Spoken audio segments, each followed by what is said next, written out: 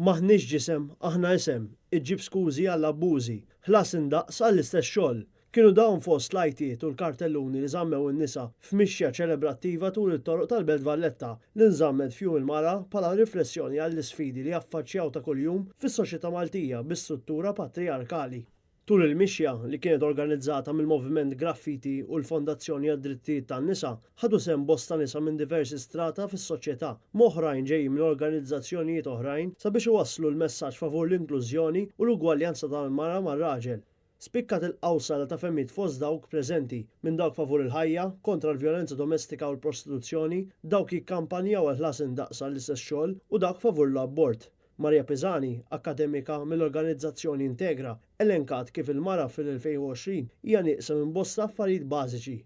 If you look in the local context, if we're looking at representation, where there is still much more that needs to be done, violence against women, an issue that needs to be addressed urgently, gendered poverty, there are so many issues.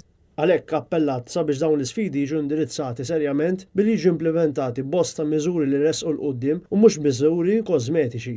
Numru ta' nuqqasijiet oħra ġew elenkati minn Andrea Dibin mill-Fondazzjoni għad-Drittijiet tal-Mara. Aħna bħala nisa għadna qed inbagħtu ta' kuljum u anke dak li ngħidulu everyday sexism. Minn x'ħin tqum sa x'ħin torqod, mixja fit-triq fuq tal-linja fil-posta xogħol, id-dar, trid iġġor ir-responsabilità tal-familja, trid tmur għax-xogħol, tiġi trattata xorta inqas.